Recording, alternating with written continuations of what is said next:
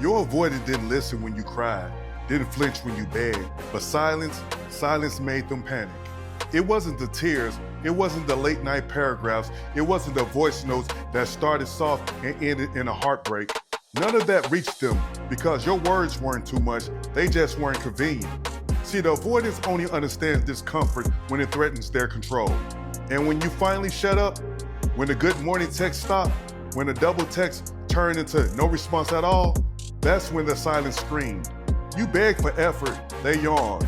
You explained your trauma, they rolled their eyes. You said, I need to feel safe, they said, you're being too much. But the moment you said nothing, that silence hit them like a car crash. Suddenly, your absence was louder than your love.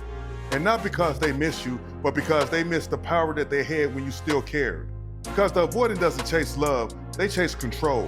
They don't hear words, they hear silence as threats. You were never crazy, you were just too vocal for their comfort.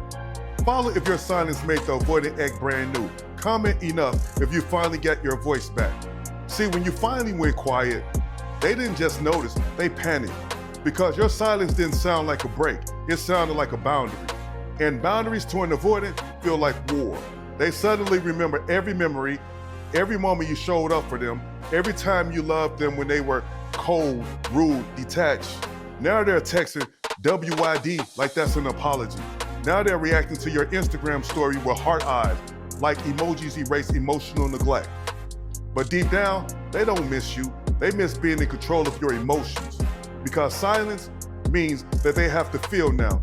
And avoidants don't know how to sit in the same pain that they made you carry alone. So they come back to test the waters, not to love you right, but to see if the leash still fits. The moment you went quiet wasn't revenge, it was recovery. It was reclaiming your nervous system. It was peace over performance. You were done narrating your own neglect. You were done translating your worth. You were done being an unpaid emotional translator for someone who only understood silence as a threat. They didn't hear you when you screamed. They heard you when you left the chat. And now they call it cold, but it's not. It's just the temperature of finally choosing yourself. Drop the dagger and the resource. Download Surviving Avoidant Attachment in my bio, because the loudest healing sometimes is silence that they can't control. Think about it.